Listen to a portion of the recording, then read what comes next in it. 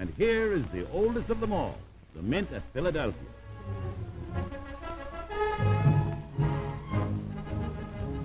A far cry from the original structure, this modern, well-protected building affords the inside story on a real money-making proposition.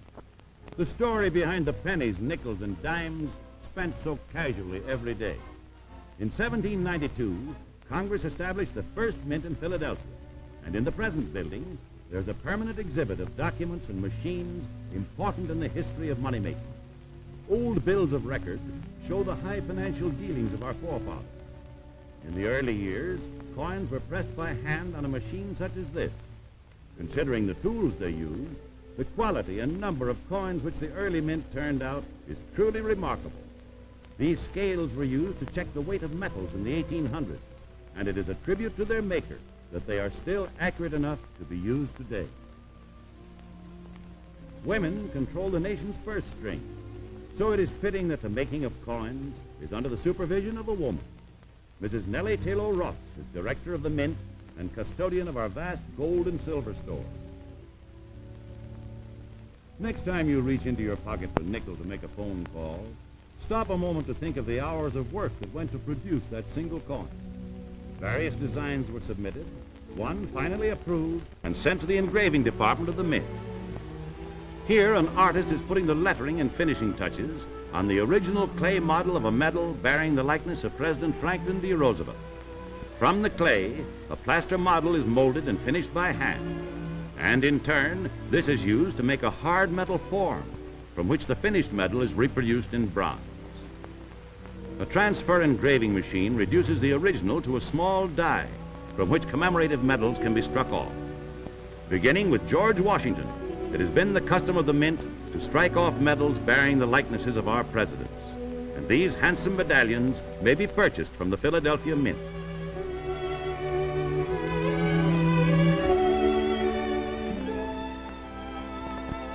This exhibit shows a collection of galvanos, or single-faced designs of coins. These are the 5 coins of less than $1 value which make up the bulk of the Mint's output. Coin designs are changed at set intervals, but the size and metal content always remain the same. This is the transfer engraving machine, which reproduces mechanically the design of a large model on a small master die in steel. The sensitive pointer follows the raised figure of the coin to be copied. This is reproduced by the small cutter, which carves out the design as it travels in endless concentric circles. This giant press uses the master die just completed to make many working dies. The blank piece of steel which will become one of these dies is in the form of a flattened cone. It is placed in the press and the stamping die is forced down upon it. The dial above shows that a pressure of 50 tons is forcing the blank and the master together. The press lifts again, and the blank piece of metal has become a perfect die. After being hardened, this die is ready to go to work striking off actual coins. The metal content and fineness of coins is fixed by law. Here, metal is being weighed out for the making of pennies. A single penny weighs 48 grains and contains 95% copper, alloyed with 5% tin and zinc. Carefully weighed out in small units, the alloys are placed in a separate box, which will be put in the melting crucible along with the pigs of pure copper.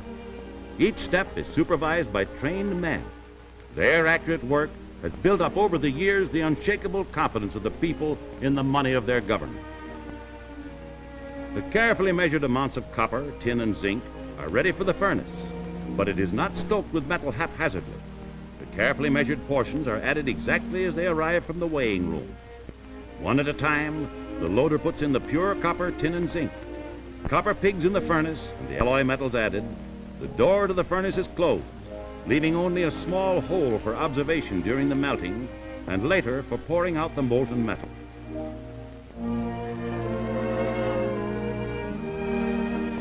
The electricity is turned on. Flames and vapor belch forth, and the temperature is carefully watched as these furnaces start their work of fusing a strong, long-wearing alloy.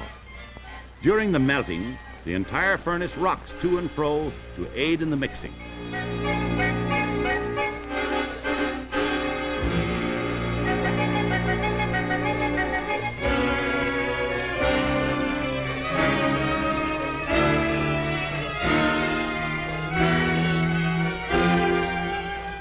The employees of the mint maintain a constant check on the coins they make, keeping them of uniformly high standard.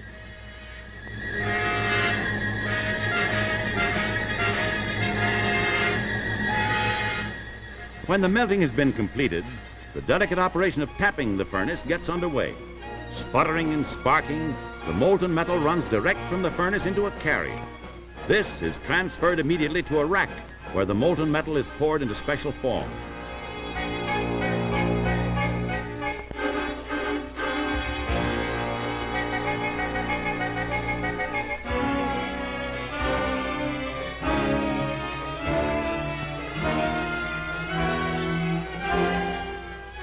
These molds form ingots of copper alloy 20 inches long. The metal quickly becomes solid, and a workman breaks the form from around the ingot and gives it a steaming bath in a chemical solution. These ingots come from the bath dull and rough finished. They are not ready for the punch presses yet. The thick slabs must pass between these powerful rolls 22 times. From a dull ingot 20 inches long, these operations produce a gleaming ribbon over 35 feet long. After preliminary rolling, the strips pass to the finishing mill, and the heavy slabs have become the microscopically exact thickness for a coin. The blanking press. Here blank coins are cut out of the strips as easily as a housewife cuts out cookies from batter. The blanks, approximately coin size, are called planchets. After the planchets have been stamped from the strip, the remainder is returned to the furnaces for remelting. Nothing is wasted. All planchets pass on to the annealing ovens, for when they come from the blanking press, the blanks are too brittle to take a good impression. In these large ovens, they are softened by being reheated under carefully controlled conditions. Silver planchets, except those for dimes, are checked individually for weight. Then the planchets go to the tumbling barrels, where they are violently swirled around in a solution of warm water containing cream of tartar and soap bark. Cream of tartar has been found to be the most effective buffer for planchets. It does its work smoothly, leaving the blanks with a gleaming polish after they have been turned at high speed in these tumbling vats. With no more ceremony than a concrete mixer disgorging a load of cement, these barrels pour out their load of burnished metal, a brilliant cascade of shimmering copper. Now the blanks are ready for the last operation, the one which will turn them into money. Here is a bank of stamping presses in the Philadelphia Mint. They are capable of turning out over 4 million coins in a 24-hour day. What a contrast with those early hand presses, which managed to furnish the original states of our young country with less than half that number in 2 years. Here, greatly slowed down, is the stamping press at work. A collar holds the blank in place. The mighty jaws close, and a single operation stamps both sides and reads the egg. The finished coins fall from the bottom of the press into boxes, ready for final inspection.